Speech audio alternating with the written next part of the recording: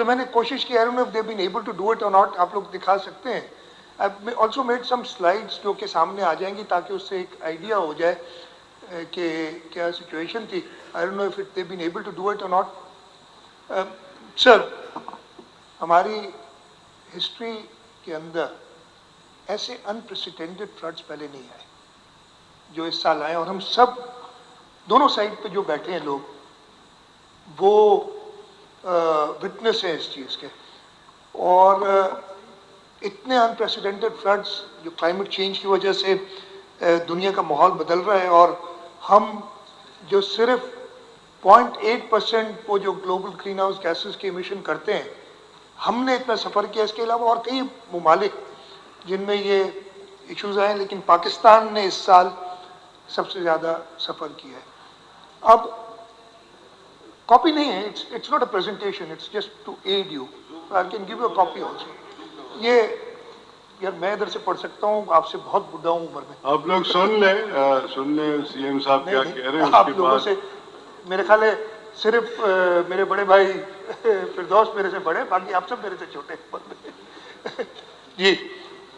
नहीं, इधर से मैं कह रहा हूँ जो कह रहे थे ना सर, जो इस साल हर साल होता है, मेट डिपार्टमेंट सारे बैठते हैं, प्रिडिक्शंस करते हैं, फोरकास्ट करते हैं.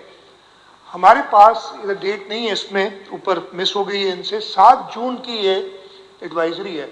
मई के अंदर नॉर्मली एंड ऑफ मई में करते हैं, इस साल थोड़े लेट हो गए. 7 जून को उन्होंने एडवाइजरी की, और इसके जो मैंने वो थोड़े से वो इस पे है डेट, 7 जून की एडवाइजरी आपके सामने है. अगर इसमें आप देखेंगे तो वो कहते हैं area weighted average rainfall of Pakistan during July to सितंबर, ये जो हमारी हिस्टोरिक है, दैट इज 140.8 141 मिलीमीटर्स. सिंध का एवरेज 60 मिलीमीटर है बारिश का in these 3 months of monsoon. और इन्हें प्रिडिक्शन क्या थी कि जी monsoon rainfall is expected to be above normal over Punjab and Sindh, above normal, whereas slightly above normal rainfall is expected over remaining parts of the country. और इसके साथ साथ इन्होंने, अगर आप राइट पे वो नक्शा देखेंगे तो अनॉमली बताइए ओवर द नॉर्मल. और अगर आप सिंध को देखेंगे, वो तो सिंध का जो ईस्टर्न साइड है, साउथ ईस्टर्न साइड, वो लाइट ग्रीन है, और जो नॉर्थ वेस्टर्न साइड है आप समझ लें वो डार्क ग्रीन है. और लाइट ग्रीन और डार्क ग्रीन का ये बता रहे हैं कि ये 10 से 20% अबव एवरेज होगा. अब 60 मिलीमीटर रेन हमारे यहाँ पड़ती है, हमें क्या 20% अबव एवरेज होगा. 10 को छोड़ दें 20%, यानी 72 मिलीमीटर एवरेज. कहीं ज्यादा होगी, कहीं कम होगी. अच्छा, इसी हिसाब से हमारे पास पिछले रिकॉर्ड्स भी मौजूद हैं. हमने उसके बाद नेक्स्ट स्टेप ये होता है, जैसे ये एक आती है, इसके बेसिस पे, अगली स्लाइड पे जाए, इसके बेसिस पे हम अपनी मॉनसून कंटिजेंसी प्लान बनाते हैं. सब के सब जो हमारे 30 डिस्ट्रिक्ट्स हैं उन्होंने कंटिजेंसी प्लान बनाए, उन्होंने एक हिसाब लगाया. और इधर थोड़ा सा क्लियर नहीं है, लेकिन मैं अगर आपको बता दूं, उन्होंने कहा कि जी 62,496 समझ 63,000 फैमिलीज अफेक्ट हो सकती है मानसून में. और ये मेट के साथ बैठ के और सारे इन्होंने एस्टिमेट्स लगाए. हम जो नॉर्मली तैयारी रखते हैं अपनी इन मानसून, 30 से 40 हज़ार टेंट्स. और ये 30 से 40 हज़ार टेंट्स इसलिए कि टेंट्स कॉस्ट मनी, आप लेके रख देते हैं, फिर वो आप उनको इस्तेमाल ना करें तो प्रॉब्लम होता है. हमने पिछले साल फैसला किया था कि नहीं 50,000 होने चाहिए हमारे पास एक के, लेकिन इस साल जब उन्होंने कहा कि स्लाइटली अब नॉर्मल होगी, हमने इनसे कहा नहीं और परचेज करो और आप स्टॉक रखो. और हमने 90,000 के स्टॉक की बात की कि 90,000 हमारे पास होना चाहिए. और जब ये सीजन शुरू हुआ, फरवरी मार्च अप्रैल में हम जिन्होंने परचेज और मई में करके ना ये 90,000 से के करीब चले गए थे. और फिर उन्होंने बाकी चीज़ें भी, हमें अगले स्लाइड पे जाए, ये हमारी तैयारी थी. 90,000 हमने कहा था. 1 जुलाई को हमने मीटिंग की एक इसको रिव्यू करने के लिए, तो तकरीबन 87,000 टेंट हमारे पास मौजूद थे. इसी तरीके से जो मेजर आइटम्स थे ना, और बहुत सारी लंबे आइटम्स मैंने निकाल दिए, 154,000 मॉस्किटो नेट्स और तकरीबन 35,000 टारपोलिन शीट्स। मैं आपको थोड़ा सा इस कॉन्टेक्स्ट में बता दूं कि एनडीएमए के पास 5,000 टैंक थे when they started off. Sindh हुकूमत, अच्छा हमारा ये टारगेट 90 का था। आपको याद होगा कि कुछ आग लगी थी दादू में, मुझे याद है, मैं खुद गया था एक दो जगह पे, वहाँ पे हमें टेंट्स देने पड़े, तो इसलिए ये 90 की इनिशियल टारगेट 90 था। तो हम अपने पर में तैयारी की, कंटिजेंसी प्लान बनाए, हर डिस्ट्रिक्ट के सारी प्लान्स मौजूद थे। अब वो प्लान्स किस हिसाब से मौजूद थे, 20% अबव एवरेज। अगर कहीं 100 मिलीमीटर बारिश पड़ती है तो 120 पड़ जाएगी, 130, 140, 150 मिलीमीटर बढ़ जाएगी, इसलिए कि हमने थोड़ी ज़्यादा तैयारी की थी। और इस तैयारी के साथ हम आगे बढ़े। जून का महीना, सबसे पहले 20 जून को बारिश हुई और सक्खर में नासिर शाह साहब बैठे हैं, उन्हें याद होगा, एक दिन के अंदर 20 जून को 82 मिलीमीटर बारिश पड़ी सक्खर में। बिल्कुल सक्खर की सड़कें डूब गई होंगी, लेकिन हुकूमत मौजूद थी, उन्होंने मैनेज किया। जुलाई का महीना अगर आप देखेंगे तो जुलाई के महीने में ये पूरे महीने की बारिश है, it's not any single day. Gulshan Hadeed, Masroor base, DHA, Pattidan, Badin में और हैदराबाद में, ये 5 मैंने जो हाईएस्ट जहाँ बारिशें हुई हमारे पास जो गेजिंग स्टेशंस थे वो रखे। और हाईएस्ट भी मैंने बताया 25 जुलाई को एक बदीन में और दूसरी सदर में 270 मिलीमीटर बारिश होगी। जुलाई में आप सबको याद होगा कराची की सूरत हाल, बिल्कुल सड़कें डूबी थी, हम सब रोड पे थे, आप लोग भी जो अपनी अपनी तरफ से सब कोशिश कर रहे थे। और ये मैं खुशी से बताता हूँ कि जो 2020 में हालत हुई थी, इस साल इससे बहुत बेहतर थी, बहुत जल्दी पानी निकला था। 2020 में भी कोई बातें ज़्यादा थी, लेकिन जो इतनी शदीद बारिश हुई जो 2020 से ज़्यादा थी in the month of July, हमें इंफ्रास्ट्रक्चर की दबाई तो आज अभी तक मैं उसके बारे में भी आगे बात करूंगा, लेकिन कोई ऐसा इशू नहीं आया और वो पानी निकल गया। इसके साथ साथ बाकी सिंध में, अब आप देखें पट्टीदन में, आगे पट्टीदन का जिक्र आएगा, नौशेर फिरोज में है एक छोटी सी जगह, जुलाई में भी 535 मिलीमीटर बारिश हुई थी। लेकिन जुलाई के महीने में आपको वहां पे कोई, इसलिए कि ये 5-6 दिन के इंटरवल्स पे थी, ज्यादा 5 अलग अलग बीच में गैप था। जहां तक मुझे याद है 8 जुलाई को एक 100 मिलीमीटर के करीब बारिश हुई, फिर 17 जुलाई को हुई।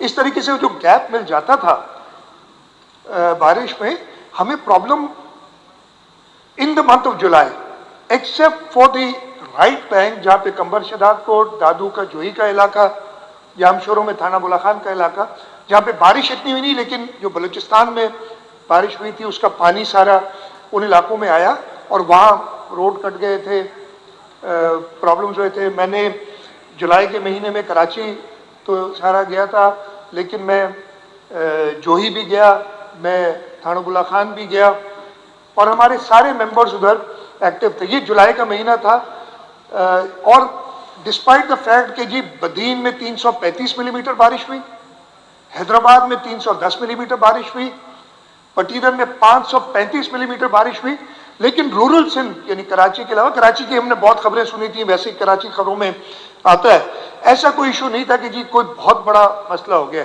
अच्छा, अब उसके बाद मेट डिपार्टमेंट ने क्या किया, अनफॉर्चुनेटली हमारी कोई इतनी अच्छी तरीक़ेकार नहीं है, वो रोज़ हमें आ जाती हैं उनकी वार्निंग्स और ये बड़ी बारिश आ रही है, बड़ी बारिश आ रही है। जुलाई के बाद ईद का टाइम भी था अगस्त में, फिर 14 अगस्त के भी हमें पता नहीं था कि जी क्या होना है, लेकिन पहले 15 दिन अगस्त के लिटरली वो डिस्पाइट ऑल दी वार्निंग्स बारिश नहीं हुई।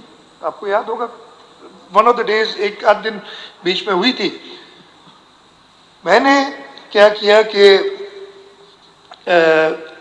इसके बाद 15 अगस्त को, मुझे डेट याद है, एक स्टॉक टेकिंग की, यानी बारिशें आएंगी तो जरूर हम देख रहे थे अभी हमारे पास क्या मौजूद है। अब जुलाई में हमारे पास अबव एवरेज बारिश हो गई थी, बहुत ज्यादा अबव एवरेज, वो 20% नहीं, एक महीने में ही हम बहुत ज़्यादा बारिश हो गई तो हम एक्सपेक्ट कितनी कर रहे थे। अब 15 अगस्त हो गया और ये हमारा जो मानसून है वो जुलाई अगस्त मेन मंथ्स हैं, सितंबर में भी कंटिन्यू करता है और आधे से ज़्यादा टाइम गुजर गया था, 60-65% या 2/3 टाइम हमारा गुजर गया था। उस वक्त हमने जब स्टॉक टेकिंग की तो 86,000 टेंट्स में से 59,899 हमारे पास 60,000 के करीब अवेलेबल थे। मॉस्किटो नेट्स 75,000 थे, तरपाल शीट्स जो 35,000 थी 32,000 मौजूद थी। अब उससे आप अंदाज़ा लगा सकते हैं हम फेयरली कंफर्टेबल थे कि जी हमारी तैयारी है, हमारे पास स्टॉक मौजूद है, 2/3 मानसून गुजर गया है और इंशाअल्लाह ताला हम मैनेज कर लेंगे। लेकिन रब को कुछ और मंजूर था।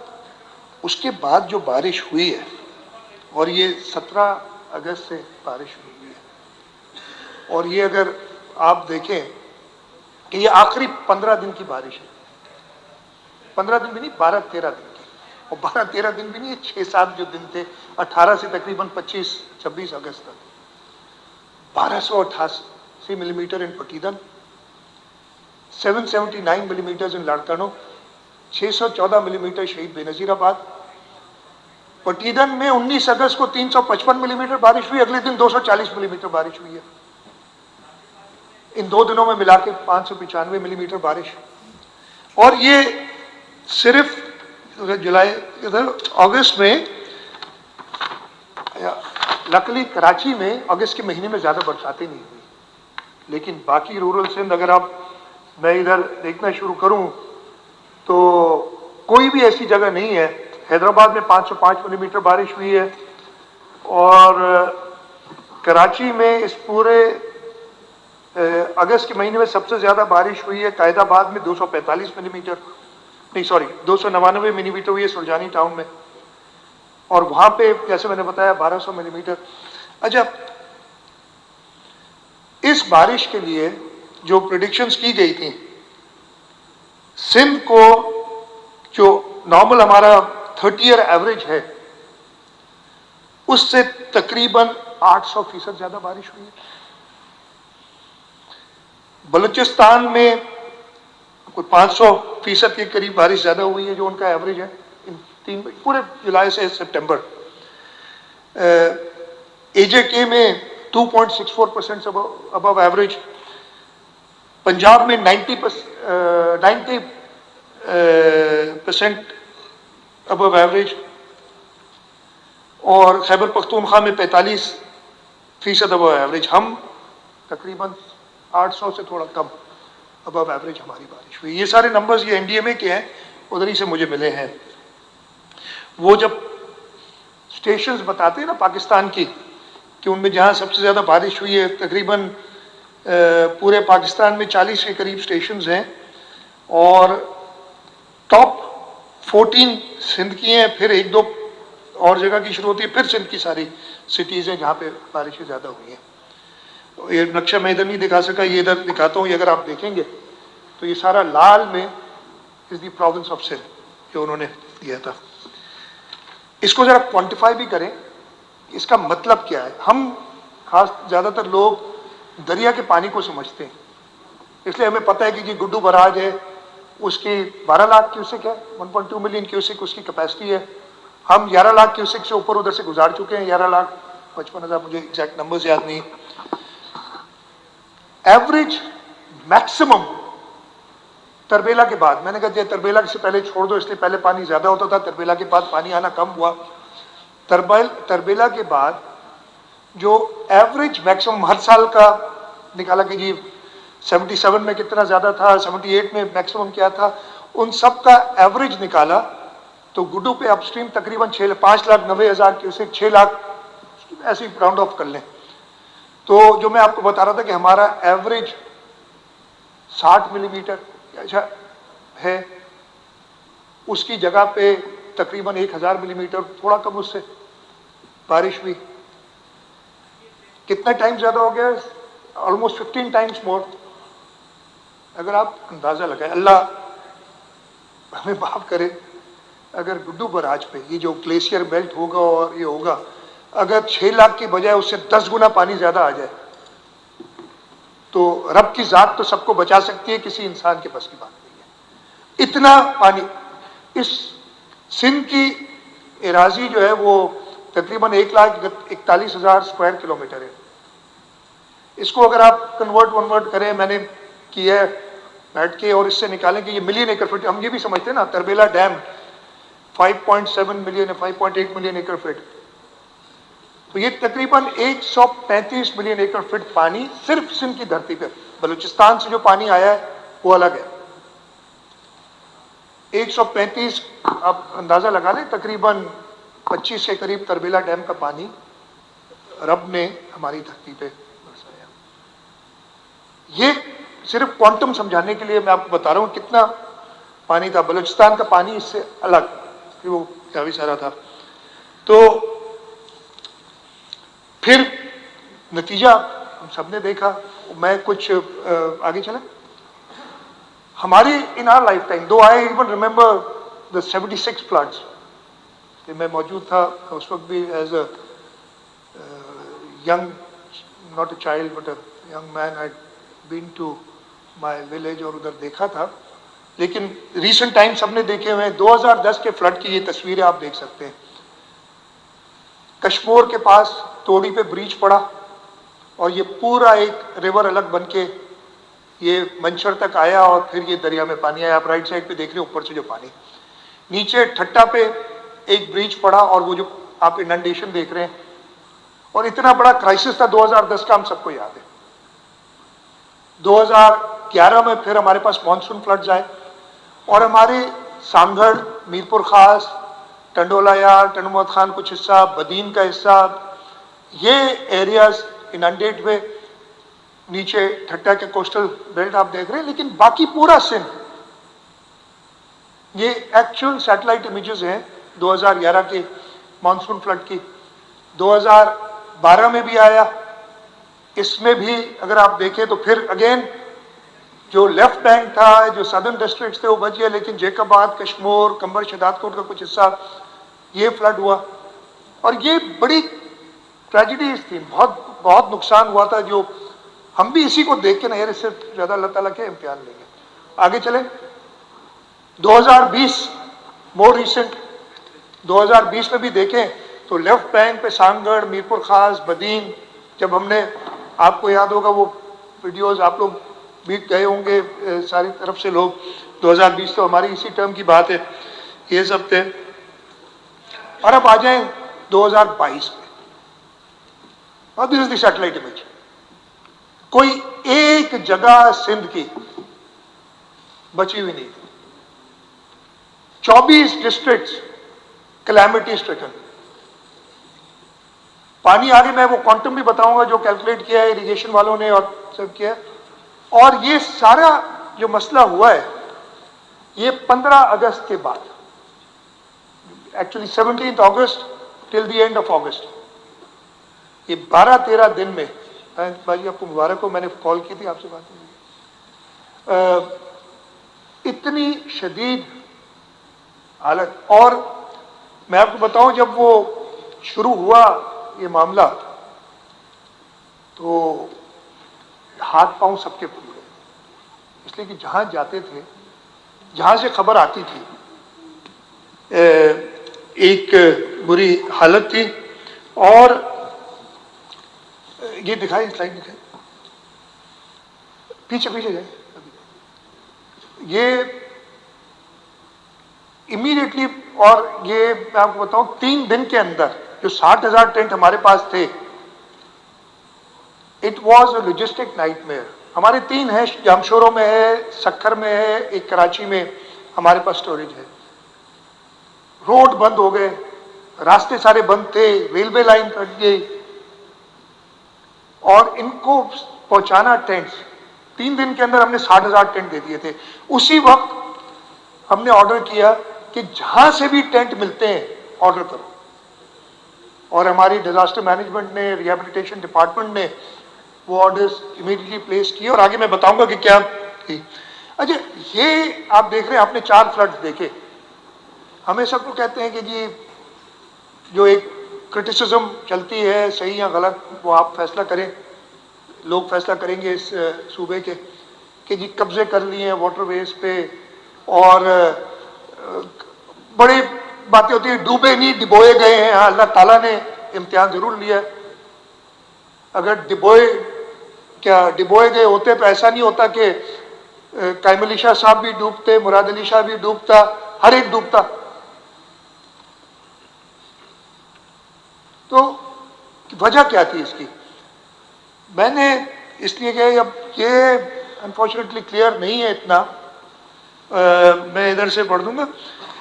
ये एक 1968 की जो है रॉयल जियोग्राफिक सोसाइटी का एक पेपर है, डीए होम्स का लिखा हुआ, जिसने हिस्ट्री ऑफ द इंडस के नाम से लिखा है। ये इंडस रिवर, वापस लाइए उसको। और अगर आप देखेंगे ये जो सारे मार्क किए हुए हैं ना, रिवर इंडस इस कोर्स पे नहीं बहता था जो आजकल बह रहा है अभी। और अगर मैं देखूं तो वो जो ऊपर के कॉर्नर पे आपको जेकबाबाद कोर्स, शहदादकोट कोर्स, फिर आगे जाके कंबर कोर्स, बारा कोर्स, फिर नीचे आएंगे तो दादू कोर्स है, ये सारे रिवर्स होते थे। इसलिए जब रब ने पानी बरसाया तो उन्होंने रास्ता अपना ढूंढा। और ये अभी से नहीं, ये सेंचुरीज ओल्ड हैं ये रिवर कोर्सेज। अगर आप नीचे लेफ्ट साइड पे आए, जो हमारा हर दफे डूब जाता है सामारा कोर्स, आपको पता भी नहीं होगा तैमूर बैठे कि यहाँ पे दरिया बहता था, शायद जहां पे आपका घर है आज। लेकिन ये अभी नहीं हुए खत्म। ये एटलीस्ट जो आखिरी लोगों ने इन पे कब्जा किया वो कम से कम 1 सेंचुरी पुराना है, जब हमने रिवर को डाइक्स लगा के बंद किया। और हमने रिवर की दोनों तरफ, जैसे मैंने कहा, डाइक्स लगा दिए। और एक और चीज मैं आपको बताऊं, ये मैं पहले भी बात कर चुका था जब मैंने वाटर कॉर्ड पे एक बार बात की थी, कि हमारी सिंध की सरजमीन सबसे ज्यादा जरखेज हुआ करती थी पाकिस्तान में। और उसकी वजह बड़ी सिंपल थी, रब ने ऐसे बनाया था कि हम डूबते भी थे और आबाद भी हम ज्यादा होते थे। पूरा पाकिस्तान अब जहां से पहाड़ों से शुरू होता है, खैबर पख्तूनख्वा, फिर पंजाब, उसका स्लोप जरा स्टीप है। पानी उधर बरसात होती है या पानी आते हैं वो बह के निकल जाते हैं, सिंध में आके स्लोप्स फ्लैटर हो जाते हैं। हमें बड़े लोग अजीब अजीब, मैं वो कहता हूँ ना, बहुत सारे अरस्तू पैदा हुए थे। मैंने बड़ी वीडियोस भी देखी हैं, देख के हंसी भी आती थी, लेकिन इस वक्त क्रिटिसाइज करना मुनासिब नहीं, मैं सिर्फ बता देता हूँ। वो कहते हैं, एक साहब थे, उनकी मैंने वीडियो देखी, बड़ी एक गैदरिंग में कर रहे थे, मुझे शहर याद नहीं, भावलपुर था या मुल्तान था, कि जी इतनी बारिश इधर भी पड़ी और इतनी बारिश सिंध का कोई इलाका इधर भी पड़ी, लेकिन इधर पानी निकल गया, उधर है, इसलिए सिंध वालों ने काम नहीं किया। वो भाई स्लोप्स है। और उधर जो बारिश पड़ी, मैंने आपको बताया था ना पंजाब में कि 90% अबव एवरेज, हमारी बारिश पड़ी 800% अबव एवरेज। खैर वो किसी और वक्त उसके बारे में और बात करेंगे। तो ये आगे है। और फिर उसने ये, अगर आप देखेंगे नीचे 9th सेंचुरी, इसमें भी इसने ये मेन कोर्स बीच में से जा रहा है और ये सारे दरिया बताए। ऊपर वो आपको नजर आ रहा होगा शहदादकोट और वारा वाला कोर्स, इधर नीचे लेफ्ट साइड पे जो है ये दरिया थे। ये 9th सेंचुरी AD, आगे जाए 16th सेंचुरी AD पे भी, अच्छा उस वक्त तक दरिया का कोर्स कुछ चेंज हुआ, वो बीच में आया। लेकिन आपके लेफ्ट साइड जो हमारे हमेशा कहते हैं ना, बदीन, बीरपुर खास, ये डूब जाते इसलिए कि यहाँ दरिया बहते थे। फिर आपने बंद बना दिए, वो दरिया बंद कर दिए। और सालों पहले अगर आपके सामने दरिया नहीं होगा, लोगों ने जरूर ये आबादी की। लगता ये है कि अभी मुराद अली शाह ने आके सारे कब्जे कर लिए, एटलीस्ट बताया ऐसे जाता है। ये वजूहत थी कि ये पानी जहां पे भी अल्लाह ताला जब रब बरसाते तो वो अपने रास्ते ढूंढते हैं और उसी पे बहना शुरू करता है। खैर, ये शदीद बारिश के बाद आगे चले, सिचुएशन क्या हुई। मैं कुछ ये LBOT स्पाइनल, ये कुछ वीडियोस है, ये हालत थी। ये बीरपुर खास का इलाका है, सॉरी बदीन का इलाका है ये। आप देखें, ये आगे जाएं, नेक्स्ट, मैं ऐसे आगे नेक्स्ट वीडियो दिखाएं। ये मेहर और केन शाह का आपने देखा होगा, फयाज है पता नहीं इधर, माशाल्लाह उन्होंने बड़े काम किया था उधर। शहर बचाया बिहाड़ वाला, मेयर और केन शाह की हालत देखिए, दरिया बह रहे थे। देयर वाज एक जगह आपको सूखा हुआ नजर नहीं आता था, ये पूरे आबाद इलाका है। आगे चलें जी, कंबर शदाद कोट, ये सेवन, तो मीरपुर खास में this was one of the talukas. हमारे सिर्फ 2 तालका हेडक्वार्टर्स थे जो सिविली अफेक्ट हुए, एक झुड्डो और दूसरा केनशाह। बाकी हम अपने शहरों को लोगों ने मेहनत की और काफ़ी हद तक बचाया। ये थी हमारी अब टोटल फ्लडेड एरिया तकरीबन 3.8 मिलियन एकर्स, और ये डिस्ट्रिक्ट वाइज में मैं आपको बता रहा हूँ, ये सारी इनंडेशन हुई। और ये इसमें मोस्टली 90% के करीब सारा क्रॉप्ड एरिया था जो कि तबाह हुआ, और आगे उसकी डिटेल्स भी देंगे हम आपको क्या नुकसान हुए इसकी वजह से। 3.8 मिलियन एकर्स के ऊपर पानी था। आगे चलिए, लॉसेस फ्लड्स में सिर्फ, और हेल्थ की बाद में doctor Azra will give a review, और मैं थोड़ा सा बताऊंगा हेल्थ का, लेकिन मेन उनसे रिक्वेस्ट की कि वो बताएं। 800 डेथ्स, 8,422 इंजरीज, 2 मिलियन से ऊपर घर तबाह, जिसमें 80% कच्चे घर थे, 20% पक्के हाउस थे, 70% के करीब घर फुली डैमेज हुए हैं। और ये डेटा पूरी उसके बारे में मैं आपको बताऊंगा पूरा क्या हुआ है। तकरीबन 4.5 लाख के करीब लाइफ स्टॉक, वो मैंने 3.7 मिलियन एकड़, वो 3.8 टोटल बताया था, 3.7 मिलियन एकड़ क्रॉप का तबाह हुआ है। हमारे तकरीबन 8,500 किलोमीटर रोड डैमेज हुए, 165 ब्रिजेस, 1749 कलवर्ट्स। रोड सेक्टर का जो एस्टिमेट है नुकसान का 111 अरब रुपए का है। 20,000 के करीब स्कूल्स डैमेज हुए हैं, जिसमें से 7,500 फुली और 12,000 से ऊपर पार्शली डैमेज है। तक 1,000 से ऊपर हेल्थ फैसिलिटीज, जिनमें से 942 फुली डैमेज है, 103 पार्शली डैमेज है। इरिगेशन सेक्टर में 5,412 ब्रीचेस हुए, इनका एस्टिमेट 95 बिलियन का लगाया गया, सिर्फ जो ब्रीचेस हैं उनको रिपेयर करने का। आगे चले, पीछे इधर ही रुक जाए। ये जो लॉसेस हैं इस पे हमने असेसमेंट किया है, और आपने देखा होगा कि जो डैमेज नीड असेसमेंट है तकरीबन 16 अरब डॉलर की, और इस सिलसिले में प्राइम मिनिस्टर साहब, फॉरेन मिनिस्टर बिलावल भुट्टो जरदारी साहब, इनकी कोशिश रही है। डोनर्स कॉन्फ्रेंस इंशाल्लाह ताला जनवरी में होनी है, और मैं आपको बताऊंगा थोड़ा कि हमने कहाँ से इतने पैसे कहाँ से आएंगे कि हम अपने लोगों को वापस पाँव पे खड़ा कर सकें, इसके बारे में भी थोड़ा बहुत बताऊंगा। किया क्या हमने, राइट बैंक पे तकरीबन 2 मिलियन एकड़ जमीन पानी के अंदर आई थी।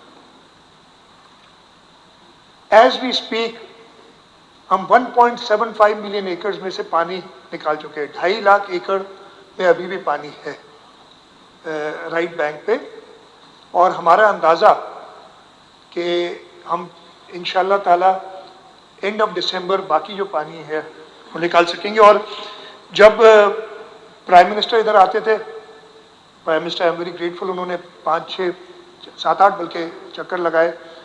UN सेक्रेटरी जनरल आया, बाकी फॉरेनर्स आते थे, वो देख के जाते थे। वो तो समझते थे कि ये तो आपका अगला क्रॉप भी गया और पता नहीं और क्या क्या, आप 6-8 महीने तो भूल जाएं कि ये पानी आप निकाल सकेंगे। लेकिन इरिगेशन वालों की मेहनत, सबकी जो बाकी डिस्ट्रिक्ट एडमिनिस्ट्रेशन, उन सब ने मिलकर काम किया, और ये पोजीशन राइट बैंक की है। 80% area has been evacuated from water. और अगर डिस्ट्रिक्ट वाइज कहेंगे तो नेक्स्ट स्लाइड में डिस्ट्रिक्ट वाइज पोजीशन भी आप देख सकते हैं कि बदीन में 9,47,000 एकड़ इनंडेटेड थी। इस वक्त 27,823 एकड़ रह गई है, बाकी निकल गई। अगर आप देखेंगे ज़्यादा प्रॉब्लम हमें इस वक्त दादू की साइड पे, खैरपुर में बहुत बड़ा area, because Khairpur is a large district, वो पानी के अंदर है, तकरीबन 53,000 एकड़। कंबर शदाद कोट में 52,000 एकड़ अभी पानी में है। और दादू केनशाह मेहड़ की साइड का एरिया जो होगा 1,44,000 एकड़ अभी पानी में है। और इसके लिए कोशिश चल रही है, हमारी कोशिश यही है कि दिसंबर में करेंगे और इस पर ज़्यादा डिटेल इरिगेशन मिनिस्टर भी देंगे कि क्या। एक दो चीज़ें मैं और बता दूं, इधर अगेन जो बातें हो रही थी, लेफ्ट बैंक पे अगर आप आए तो जिस क्वांटम की बरसात हुई थी 2020 में भी लेफ्ट बैंक में बारिश हुई थी, और स्पाइरल ड्रेन जो है आपके एलबीओडी, मुझे याद नहीं, मैं ख्याल 2 या 3 फीट ऊपर, एग्जैक्टली कितना था जाम खान, 4 फीट, पिछले हाईएस्ट फ्लो से 4 फीट ऊपर थी। डिस्पाइट दैट, आपने आगे एक पिक्चर भी देखी होगी जो स्पाइरल ड्रेन की मैंने वीडियो दिखाई थी, उस ब्रीच को बंद करने के लिए, और मैं सिर्फ आपको बता दूं तरीकाकार क्या था, बिकॉज वहां पे आप कोई रास्ता नहीं था जाने का, वहां पे सारी रिपेयर बोट्स के जरिए होती थी। कश्तियों में आप लकड़े और सैंड बैग्स और पत्थर लेके जाते थे, तकरीबन 20-25 फीट डीप जो है वो पहले वो लकड़े डाल के, वो जो डाइवर्स होते हैं वो एक सैक मट्टी का भर के 20 फुट नीचे उसको फेंकते पहले, वो जाके गिरता है, उसको उठा के वो अपनी जगह पे रखते थे। तो it wasn't an easy thing, but irrigation department ने काफ़ी मेहनत की। हमें खैरपुर में काफ़ी इश्यूज आए थे। खैरपुर का मैंने बताया ना, वो पुराने जो सारे कोर्सेज थे, और खैरपुर में पहले करम रहा था 2076 का फ्लड तो खैरपुर में बिल्कुल आया था, वहाँ पे ब्रीच हुआ था सखर बराज के तो डाउनस्ट्रीम। लेकिन 2010, 2011, 2012 या 2020, इन चारों सालों में खैरपुर में कोई मेजर प्रॉब्लम नहीं आया था। इस साल जो बारिश हुई, मैं कहना अक्रॉस द प्रोविंस हर जगह पे हुई, और इस वजह से हमें इश्यूज जरूर आए थे। वहाँ पे जो पंपिंग स्टेशंस थी, इशू क्या हुआ कि जी लाइट चली गई, फिर वो फेडरल मिनिस्टर कई बार आए इधर, उन्होंने खैरपुर के लाइट्स वापस ऑन की, केनशाह मेहड़ इधर लाइट का प्रॉब्लम था। एक और मैंने बड़ी सुनी थी बातें कि जी मंचर से पानी नहीं निकाला गया, मंचर से पानी नहीं निकाला गया टाइमली। 8 जुलाई को हम मंचर को डेड लेवल पे ले आए थे, जो मैक्स जितना पानी निकाल सकते थे। उसके बाद मंचर से पानी जाते दरिया में, और दरिया का और मंचर का लेवल, अगर दरिया फेवरेबल हो, यानी दरिया का पानी का लेवल नीचे हो, मंचर ऊपर हो, तो पानी फ्लो हो सकता है।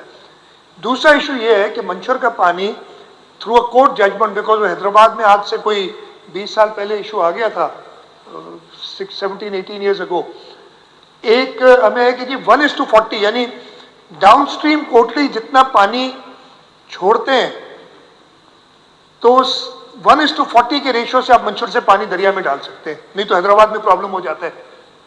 और डाउनस्ट्रीम कोटली उस वक्त 20-21 हजार क्यूसिक पानी था। जब 20-21 हजार क्यूसिक पानी था तो हम 400-500 क्यूसिक से ज्यादा छोड़ नहीं सकते, तो वो जितना मैक्सिमम अलाउड था हम पानी निकाल रहे थे। लोग बड़े बड़े, मैंने किसी से कहा कि जी मंचर का 106 फुट लेवल था, तो वो नाराज हो गए मेरे ऊपर, 106 फुट तुमने पानी रखा हुआ था मंचर में और कैसे नहीं डूबेगा। मैंने जो बताया भाई 106 फुट रिड्यूस लेवल था, उधर 2-2.5 फुट पानी था मंचर के अंदर उस वक्त, और वो जितना निकाल सकते थे निकाल रहे थे। मंचर का एरिया जब वो आई थी ना, वो भड़के, हमने तो मंचर को 2010 के बाद, 2010 में जब तोड़ी का ब्रीच हुआ था, वो सारा पानी राइट बैंक से मंचर में आया था। मंचर के बंद का लेवल उस वक्त 120-121 पे होता था, उसको बढ़ा के हम 125 तक ले आए, 4 फुट ऊपर, और उससे एक्चुअली हमें इस साल नुकसान हुआ। हम तो समझे थे कि हमने मजबूत कर दिया, और 124.8 पे मेरा ख्याल है, फिर 123 के करीब उसको फाइनली ब्रीच करना पड़ा। यानी जो उस वक्त 119 पे 4 फुट ऊपर हम मंचर को पानी हमने स्टोर किया। उससे नुकसान क्या हुआ कि वो इलाके जो जिंदगी में नहीं डूबे थे, इसलिए कि वो पहाड़ की तरफ थे, लेकिन पक्की आबादी को बचाने के लिए जब मंचर का लेवल रेस किया गया, वो इलाके या स्टोरेज बढ़ाने के लिए वो सारे इलाके जहाँ कभी डूबे नहीं थे, उधर हमने 2010 में भी लोग कहते थे कि आपने पहाड़ों पे पानी चढ़ा दिया, वाकई 4 फुट पानी हम और ऊपर ले गए, but came a time when we had to breach Manchar. अच्छा, फिर ये क्रिटिसिज्म है मंचूर पहले ब्रीच कर देते। अब ये उनको अकल नहीं है कि पानी उधर से निकल के फिर दरिया में जाना है, तो रास्ता देना है ना। अगर दरिया का लेवल ऊपर होगा तो आप मंचूर को ब्रीच करके क्या करेंगे?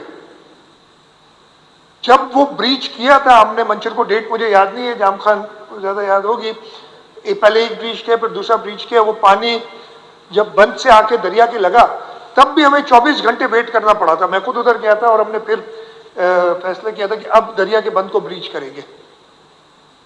तो जितना ह्यूमनली पॉसिबल था इतनी बड़ी आजमाइश में इरिगेशन डिपार्टमेंट ने काम किया, हमारे रेवेन्यू स्टाफ ने काम किया, हमारे सारे इलेक्टेड मेंबर्स अपने अपने इलाकों में मौजूद थे, उन्होंने काम किया। सारे मिनिस्टर्स की ड्यूटी थी। मैंने खुद सिंध के हर डिस्ट्रिक्ट में कम से कम 2 बार गया हूं, कहीं कहीं तो जगह पे बहुत बार गया हूं। चेयरमैन बिलावल भुट्टो जरदारी साहब ने अपनी फॉरेन विजिट सारी कैंसिल करके, and he said he is going to spend time here, ताकि खुद ओवरसी कर सके काम को। प्राइम मिनिस्टर का मैं शुक्रगुजार हूं, उन्होंने 7 या 8 दफा इधर आए इन दिस। मैं पिछले प्राइम मिनिस्टर की बात नहीं करना चाहता कि क्या हुआ था, बट मैं आपको बता रहा हूं कि 7 या 8 दफा प्राइम मिनिस्टर साहब आए, और इस सारी एक्सरसाइज में हमने रिलीफ का काम, और मैं अब आता हूं नेक्स्ट स्लाइड पे आ जाए, वो जो रिलीफ की है, ये अगर आप देखेंगे टोटल 8,35,383 टेंट्स दिए गए, जिसमें 6,05,000 टेंट सिंध हुकूमत ने दिए, हमें 10,853 टेंट्स एनडीएमए ने दिए थे, वो हमने डिस्ट्रीब्यूट किए। एनडीएमए और फॉरेन असिस्टेंस, और मैं फॉरेन असिस्टेंस का भी जिक्र करूंगा जो हमारी मदद की है लोगों ने मिला के, वापस स्लाइड, तकरीबन 1,92,000 के करीब टेंट्स उन्होंने दिए। पाकिस्तान नेवी 7,900, पाकिस्तान एयरफोर्स 3,800, और बाकी सारे इदारे जो हुकूमत सिंध के तवसुत से, जो हमें पता चला, उन्होंने डिस्ट्रीब्यूशंस किए हैं। काफ़ी लोगों ने खुद भी जाके किए हैं, मैं, लेकिन जो हमें पता है 16,011 टेंट्स, टोटल 8,35,000। इसी तरीके से तरपाल 4,72,000 के करीब सिंध हुकूमत ने किए हैं। 10 + 46 ये एनडीएमए और फॉरेन असिस्टेंस मिला के, navy 4,700, air force 90, others 54,000। Mosquito nets मैं आपको बता दूं 2.1 मिलियन सिंध हुकूमत ने डिस्ट्रीब्यूट किए हैं, और 1.567 million NDMA foreign assistance through army, 15,000 navy, 5,000 air force, 4,000 others, 3.7 million total. Ration bags total 2.389 million distribute हुए, जिसमें से 1.78 मिलियन सिंध हुकूमत ने किए हैं।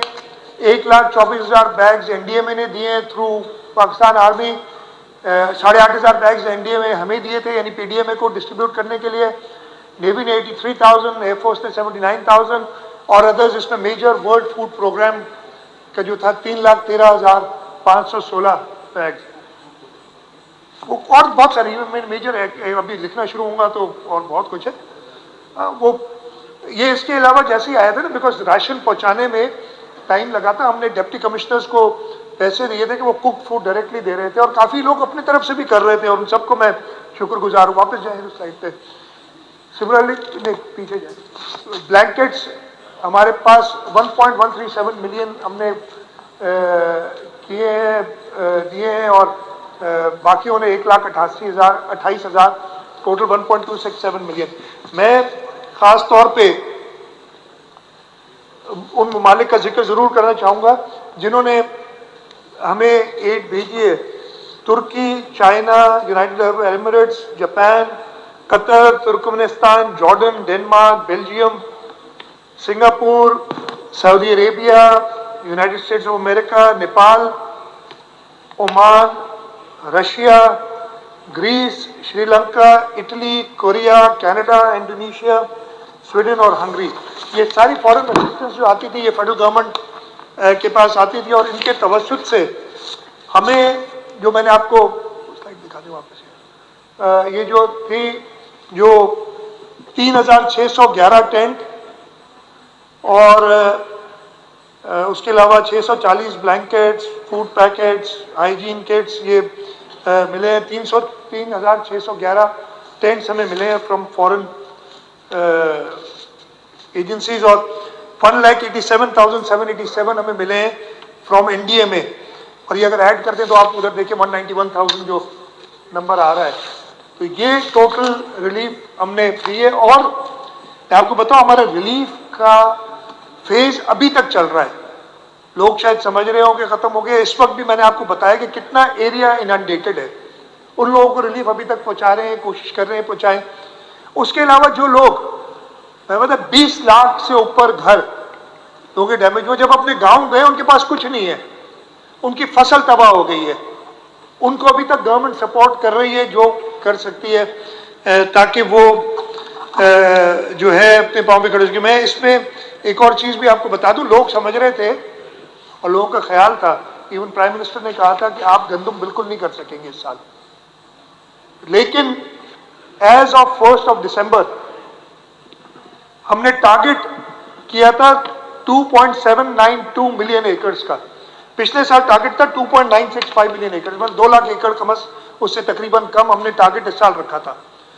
उस 2.792 मिलियन एकर्स में से हम 2.010 मिलियन एकर्स सो कर चुके हैं 1 दिसंबर तक, और दिसंबर में भी हमारी गंदम की बुआई होती है और इंशाल्लाह ताला हम अपना टारगेट पूरा करेंगे। दिस वाज समथिंग जो लोग बिलीव नहीं करते या पानी निकाल ही नहीं सकते। हमने, सिंध हुकूमत ने गंदम की जो कीमत है उसको इस लेवल पे रखा, इसलिए कि जिसने गंदम इस वक्त उगानी है उसने एक्स्ट्रा खर्चा करने, उसकी जमीन खराब हुई है, वो हमने 4,000 रुपए फी मन गंदम की प्राइस रखी है। और इसी वजह से लोगों को इंसेंटिव हुआ, इसलिए कि इन्हीं को हमने वापस अपने फार्मर्स को पांव पे खड़ा करना, अपनी इकोनॉमी रिवाइव करनी है। तो ये, और मैं आपको ये बता दूं कि पिछले साल हमने टोटल जो किया था 2.1 मिलियन एकर्स किया था, और इस वक्त हम 2 मिलियन के करीब कर चुके हैं। और हम इंशाल्लाह ताला अपने पिछले साल की सोइंग से, इसलिए कि हमारे कुछ बारानी इलाका है, हमारे कच्चे का इलाका है जहाँ पे इस साल पहले नॉर्मली गंदम नहीं होती, गंदम होगी, हम इंशाल्लाह ताला पिछले साल से ज़्यादा गंदम सो करा सकेंगे।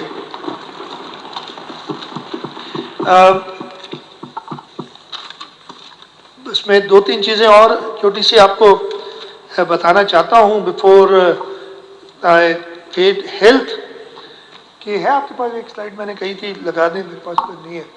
हाँ, doctor Azra will talk about this more in detail, लेकिन तकरीबन 30,000 मेडिकल कैंप्स, 40,000 से ऊपर डॉक्टर्स, 78,000 के करीब पैरामेडिक्स, 11,500 वॉलंटियर्स हमने ये फील्ड में भेजे थे। मेडिकल कैंप्स में 5.2 मिलियन लोगों को देखा गया है। जो डेथ्स रिपोर्टेड है अभी तक 790 हमें मेजर इश्यूज थे, मलेरिया के केसेस, डेंगू के केसेस, और हमने प्रेग्नेंट वुमेन कैंप्स के अंदर तकरीबन 4,000 प्रेग्नेंट वुमेन हैं जिन्होंने बर्थ दी हैं। उसके अलावा हमने जो हमारी नॉर्मल इम्यूनाइजेशन थी वो भी, बिकॉज जो लोग कैंप्स में आए हुए थे वो हम उनको इम्यूनाइज करते रहे। अब आ जाए जी आखिरी, बिफोर आई सिट डाउन, मैं कहूँगी, मैंने आपको बताया तकरीबन जो पाकिस्तान का हिस्सा अंदाजा लगाया है कि टोटल हमारी नीड 16 अरब डॉलर की है, 16 billion dollars, in order for us to put together जो नुकसान हुआ है। सिंध में उसमें तकरीबन 7.8 बिलियन डॉलर्स की है। मैं सिर्फ आपको बताना चाहता हूं कि हमारी रिहैबिलिटेशन स्ट्रैटेजी क्या है। हमने इमीडिएटली अपने बजट में से 87 बिलियन रुपीस की स्कीम्स के पैसे रिपर्पस किए। तकरीबन 87 अरब रुपए हमने डेवलपमेंट प्रोग्राम से पैसे रिपर्पस करके और हमने डाले हैं फ्लड रिपेयर और फ्लड रिहैबिलिटेशन में। इसी तरीके से हमने रिकरिंग बजट जो हमारा है उसमें से 45 अरब रुपए सेव करने का हमारा प्लान है। ऑस्टेरिटी मेजर्स बहुत सारे हैं जो हमने किए हुए हैं।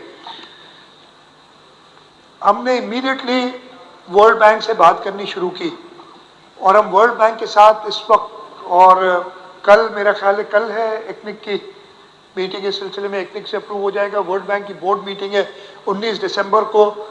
मैंने हर हफ्ते लिटरली एवरी वीक मैंने वर्ल्ड बैंक के साथ मीटिंग्स की हैं और हम 1.3 बिलियन डॉलर्स की फाइनेंसिंग हासिल कर चुके हैं और उसको हमने 3-4 हिस्सों में डिवाइड किया है। हम rehabilitation of road network, rehabilitation of irrigation network, schools, health facilities, इनका एक पैकेज है। लिवेबिलिटी, लोगों को वापस पांव पे खड़ा करने के लिए उसका एक पैकेज है। लोगों को घर बनाने के देने के लिए 500 मिलियन डॉलर, तकरीबन 110 अरब रुपए। और उसके साथ साथ हमने प्रोविंशियल गवर्नमेंट ने कहा है कि हम अपनी रिसोर्सेज से कैबिनेट ने अप्रूव किया कि 50 अरब रुपए घरों पे डालेंगे। ये 160 टोटल हमारी रिक्वायरमेंट जो है वो 300 अरब से ज़्यादा है। 300-350 अरब के करीब की रिक्वायरमेंट है। आप अंदाज़ा लगा लें 2 मिलियन घर बनाने। और पहले ये कभी नहीं हुआ लेकिन हमने ये रिजॉल्व है। चेयरमैन बिलावल भुट्टो जरदारी साहब का हमारे ऊपर बड़ी इस चीज़ में, बल्कि वो तो कहते हैं रोड भी ना बनाओ, कुछ और ना बनाओ, लोगों को घर बना के दो। लेकिन ऑब्वियसली हमें रोड नेटवर्क भी ठीक करना है, इरिगेशन नेटवर्क, ताकि लोग अपने वापस आबादियाँ कर सकें, वो सही करना है। तो 160 अरब हम तकरीबन, या 170-80, बिकॉज डॉलर बेहतर हो गया तो डॉलर अप्रिशिएट हुआ है तो उसके 70-80 अरब हैं। हमने फेडरल गवर्नमेंट से कहा है कि हमने जो पैसे दे रहे हैं उसको मैच करें। हम डोनर्स कॉन्फ्रेंस पे ले जाएंगे। हमने जो प्लान बनाया है उसको अनवेल कर देंगे। मैं आपको भी बता देता हूँ, एक सेक्शन 42 कंपनी बनाई है, उसमें प्राइवेट सेक्टर से लोग लिए। फिर हमने जो इम्प्लीमेंटिंग पार्टनर्स बनाए हर डिस्ट्रिक्ट में, अच्छी एनजीओज, थरदीप, SRSO, NRSP, अखूबत से ही बात की लेकिन शायद उनसे अभी नहीं हुई, इनके साथ मिलकर काम किया कि जो डेटा हमने सारा एक जो टीम्स बनाई थी डिस्ट्रिक्ट में, वो भी अभी मेरे पास नहीं डिटेल सारी, एक एक घर पे गए हैं जहाँ पे घर टूटा है, उस में जाके उनकी पूरी देखा है कि जी घर का कौन है हेड ऑफ द फैमिली, उसका नेक्स्ट ऑफ किन, उसमें घर में कितने लोग हैं, पुरानी जो इस वक्त पोजीशन है घर की, उसकी तस्वीर, उस बंदे का फोटोग्राफ अपने घर के साथ और उसका शनाख्ती कार्ड, वो सारा एक डेटाबेस में है। वो 5 दिसंबर आज हो गया, उन्होंने कंप्लीट करना था सारा काम और फिर 15 दिसंबर तक उसको उन्होंने देखना। फिर will make it open for people to come and कि जी कोई मिस तो नहीं हो गया इसमें, वो हम करेंगे। और ये प्रोग्राम इतना वर्सटाइल बनाना चाह रहे हैं, इंशाल्लाह ताला बनाएंगे कि जैसे मैंने बताया सबसे बड़ा इसमें हमें कंट्रीब्यूटर वर्ल्ड बैंक मिला है $500 मिलियन के साथ, 50 अरब सिंध हुकूमत दे रही और भी आएंगे। हमारे हुकूमत सिंध का ये प्लान है कि इसको इतना वर्सटाइल बनाए कि अगर कोई शख्स एक घर बनाना चाहता है, हम 3 लाख रुपए दे रहे हैं और उसके भी ऐसे 50,000 रुपए अनकंडीशनल दे रहे हैं। उसके बाद जो पैसे देंगे वो जो हमारी इम्प्लीमेंटेशन पार्टनर्स हैं, एनजीओज, वो बताएंगे कि जी इसने इतना खर्च किया है, इससे लेवल तक गए, तो फिर उसको दूसरी किस्त और तीसरी किस्त दी जाएगी। तो अगर कोई आगा साहब वांट्स टू डोनेट 1 हाउस, आप 3 लाख रुपए उसमें जमा कराएंगे, आपको बताया जाएगा जी फलाने का घर बना रहे हैं, और कोई कॉर्पोरेट अगर 50 घर बनाने चाहे वो उसमें आ सकते हैं। और इंशाल्लाह ताला हमारा रिजॉल्व है कि हम ये बनाएंगे। और एक और इसके साथ हम काम कर रहे हैं। अगर आपने देखो कि जब मैंने कहा था 80% घर कच्चे थे, हम चाह रहे हैं कि क्लाइमेट रेजिलिएंट घर बनाए, पक्के घर बनाए और ये प्लान हमारा जारी रहेगा आगे कि हम इसको कंप्लीट करें। इसके साथ साथ I'll have the irrigation minister talk in more detail about it, लेकिन एक तो हम रिपेयर रिहेबिलिटेट कर रहे हैं अपना इरिगेशन नेटवर्क, हमारे बंद जो हमने ब्रीचेस पड़े थे उनकी भी डिटेल बताएंगे।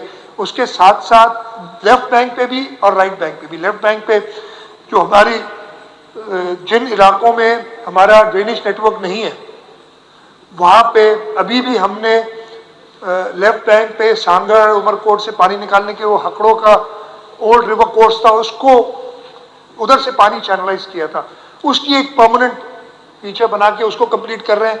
राइट बैंक पे again if the river is favourable तो हमें मंचर के लिए इवैक्यूएशन, इस वक्त मंचर से हमारे 3 चैनल पानी निकालते हैं, एक चौथा चैनल भी अवेलेबल है जो कि फेडरल गवर्नमेंट वापदा उसको देख रही है, लेकिन उससे पानी हम निकाल नहीं सकते। हम वो उनसे लेके वो चौथा चैनल एक्टिवेट करेंगे और इन चारों चैनल से मिला के कैपेसिटी बढ़ाएंगे कि अगर again if the river is favourable हम हमारे पास कैपेसिटी हो पानी निकालने की। दीज आर ह्यूज इन्वेस्टमेंट्स जो हम करने जा रहे हैं आगे। तो ये सारे प्लान्स हैं, वो इरिगेशन मिनिस्टर ज़्यादा उसके बारे में बताएंगे, मैं आपका और टाइम नहीं लूँगा। इसके अलावा रोड नेट, हाँ एक चीज़ मैं भूल गया, $200 मिलियन हमें एशियन डेवलपमेंट बैंक दे रही है फॉर रोड्स, इसलिए कि वो रोड्स तो उन्होंने पहले भी इन्वेस्ट किया है और वो they are more comfortable with. हम तो वो चाह रहे थे और जगह भी डाइवर्ट करें but they wanted to give us money only for roads. $200 million वहाँ से आ रहे हैं। तो हुकूमत सिंध जो हमें 8 अरब के हमने नुकसान का अंदाज़ा लगाया है, इस वक्त एज वी सिट डाउन हम 2 अरब के करीब डॉलर के करीब मोबिलाइज कर चुके हैं। हमें बाकी करना है, हम उम्मीद करते हैं दोनों। इसमें एक चीज़ सारे मेंबर्स हैं, क्रिटिसाइज करें, बेतहाशा करें, आपका हक है, जिसने जो बोलना है बोले, लेकिन इस सारे सानिए को ये ना कर दे ये कह के जी ये तो डिबोया गया है, ये हुआ है, उससे कौन जो बाहर बैठा बंदा बैठा समझते वाकई भाई इन्होंने डिबोया है। आप बिल्कुल क्रिटिसाइज करें हमारी परफॉर्मेंस, हमारी, हमें बेहतर और काम करने के लिए बताएं, लेकिन इतने बड़े जो हमारे ऊपर ये फ्लड आया था उसको आप छोटा ना पेश करें कि ये तो कुछ भी नहीं हुआ। अभी मेरे पास 4-5 दिन पहले आया था, UN वाले आए थे जो हाई कमिश्नर रेफ्यूजीज हैं, उन्होंने कहा कि जी हमें फेडरल गवर्नमेंट से भी थोड़ी ये मिल रही कि शायद ये ख़त्म हो गया सारा मामला जो फ्लड का था। मैंने कहा भाई आप जाके देख लें, and he totally agreed with me. तो मैं सबसे रिक्वेस्ट यही करूंगा कि क्रिटिसिज्म भले करें, लेकिन इसमें जो क्लाइमेट की वजह से पाकिस्तान को नुकसान हो रहा है, जैसे मैंने बताया हमारा अपना कंट्रीब्यूशन 0.8% है ग्लोबल ग्रीन हाउस गैसेस की इमिशन में, और हमें नुकसान इतना हो रहा है। हम क्लाइमेट जस्टिस की बात करते हैं, हम अपना हक समझते हैं। ये जो अमीर मुल्क हैं जिन्होंने माहौल को ख़राब करके और ये क्लाइमेट चेंज के, they have to fund the poor countries जो सफ़र कर रही हैं ऑन एन इक्विटेबल बेसिस। तो ये चीज़ें सारी अगर हमारे मुल्क से, लेकिन अगर और किस्म की बातें जाएंगी तो डेफिनेटली उसका असर पड़ेगा और उसका नुकसान आप इस मुल्क के लोगों को देंगे, किसी और को नहीं देंगे। आप अगर ये समझ रहे हैं, इसलिए कि सियासी बात थोड़ी कर लूँगा, अगर आप ये समझ रहे हैं पाकिस्तान पीपल्स पार्टी, जैसे मैंने कहा था, मैं खुद हर डिस्ट्रिक्ट में कम से कम 2 बार गया हूँ, कहीं तो 7-8 बार गया हूँ। हमारे कैबिनेट के सारे वजीर अपनी अपनी ड्यूटीज पे थे, हमारे सारे MPs अपने लोगों के साथ थे, कोई और नहीं था। तो आप हमें कोई नुकसान नहीं पहुंचाएंगे, हम अपने लोगों के साथ खड़े, लोग देख रहे थे कि कौन उनके साथ खड़े थे। हाँ, आप पाकिस्तान को नुकसान जरूर पहुंचाएंगे, जैसे पहुंचाते अनफॉर्चुनेटली।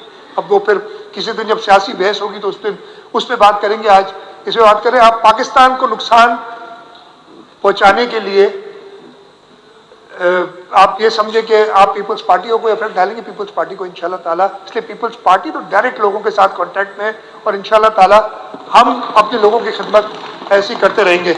यही इससे 1/10 भी नहीं था 2020 वाला फ्लड, 1/10 भी नहीं था, और काफी लोग गए थे, उसमें भी आपने देखा था। इस दफे भी गए हैं, बहुत बहुत शुक्रगुजार हूं सबका जो लोगों की मदद करने गए। 1/10 भी नहीं था, लेकिन हमें कोई मदद नहीं मिली थी उस वक्त, जीरो, बिल्कुल जीरो, मतलब पड़ा था। एनडीए मैंने कुछ नहीं किया था उस वक्त 2020 में। हाँ, वो कराची में आके और एक 1100, खैर I talk some other day on it, उसको छोड़े। तो सर मैं आपको 2020 भूल जाते हैं, 2010 में तो आपको पता नहीं क्या क्या किया था। 2010 की वजह से तो लोग हमें कहते हैं अभी तक कि जब आसिफ जरदारी था तो इधर क्या किया था, और अभी आप लोग नहीं, हमें सुनना पड़ी है। तो ये तो यार छोड़ो, ये 2010 के फ्लड की काम की वजह से 2013 में इलेक्ट हुए, उस सारी की वजह से हम अभी तक हर दफे पहले से ज्यादा वोट लेते और पहले से ज्यादा सीटें लेते। तो और इंशाल्लाह ताला 2023 में अपने पिछले सारे रिकॉर्ड पीपल्स पार्टी तोड़ेगी ज्यादा सीटें लेके। तो खैर वो परेशानी आप अपने लिए करें, ये कुछ मुल्क के लिए, कुछ सूबे के लिए अच्छी बातें करें तो बहुत अच्छा होगा। मैं यही उम्मीद करता हूं कि इस डिस्कशन में कुछ अच्छी बातें सामने आएंगी, हमारी कोताहियां भी होंगी, वो कोताहियां सामने आएंगी ताकि हम अपने आप को बेहतर कर सकें। मैं स्पीकर साहब शुक्रगुजार हूं आपका कि आपने मुझे मौका दिया, और मैं ये भी चाहूंगा अगर जरूरत पड़ी, वैसे तो मिनिस्टर्स हैं और वो सब अपने अपने कारकर्दगी में बताएंगे, जवाबात भी देंगे, बट ऐसी कोई चीज़ मुझे जहन में आई कि मुझे दोबारा आके एक्सप्लेन करना पड़े या बताना पड़े, या कोई अच्छी तजावीज़ आएंगी, एक नॉलेज आके करना पड़े, तो मैं ज़रूर दोबारा भी आके बात करूँगा। बहुत बहुत शुक्रिया।